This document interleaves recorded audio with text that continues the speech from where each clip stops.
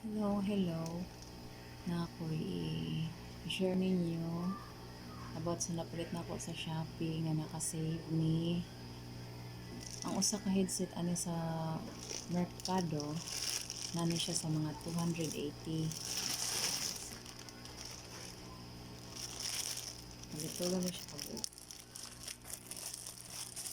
Ang usa lang ka headset ni price ni siya og 280 or 250, 260, 270 depende sa rin siya ka headset kung ato kang palit sa merkado 250 to 280 sa usa lang na kabuok.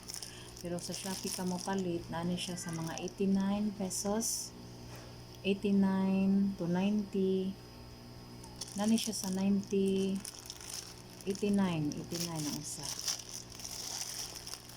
Di naka-save ko din bayaran ako sa tulo is naa sa mga 400 tulo ka headset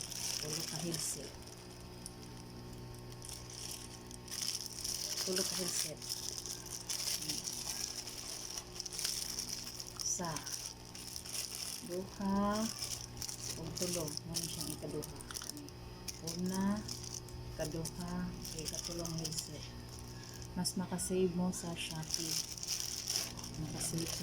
ako nag-share ninyo kasi na Apple mo palit na pod pwede ra mo mag-order sa Shopee makasave mo Shopee nakapalit mi dito sa Mercado ug usa ka buok ni price siya og 260 pesos usa na siya ka headset napoy headset ng mga mahal pero ngita bitag mga barato ron kay di ko tayo daghang kwarta mao ni sa Shopee mi nag-order. So salamat sa Shopee kaya naka-save me. Haliman mo kung tulo ka buok kung anto sa merkado mo palit tulo ka buok nga nag-price og 260 ang isa i-times 3 nimo sa tulo ka headset kaysa ari ka sa Shopee mas makasave ka sa Shopee na o kay hiti no natural na siya na ibayad ang shipping fee. So thank you